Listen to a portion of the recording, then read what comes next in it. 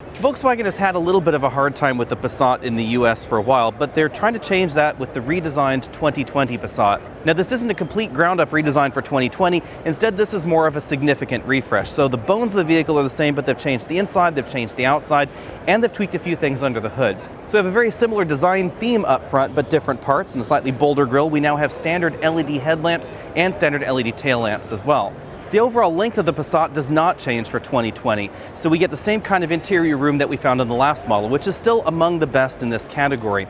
A lot of mid-size sedans have excellent legroom, but not really a lot of headroom in the back, and the Passat really bucks that trend where we still have a decent amount of headroom, especially versus something like the brand new Accord, which really favors legroom but not headroom. If you want a V6 under this hood, you'll have to try and find one of the 2018 model years that's still hanging out on dealer lots. For 2020, we're only going to get the 2-liter turbo.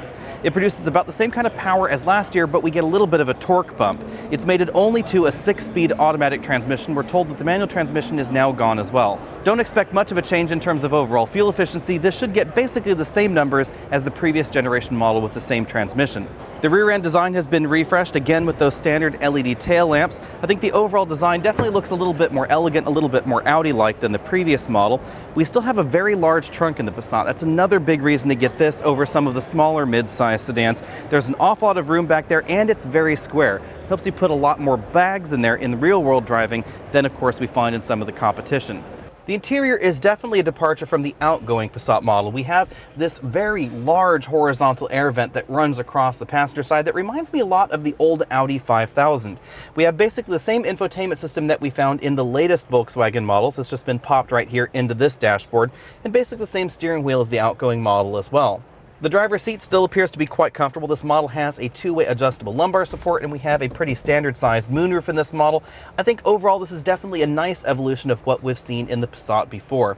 But as I said before, overall rear seat room is definitely one of the big reasons to buy the Passat over some of the competition.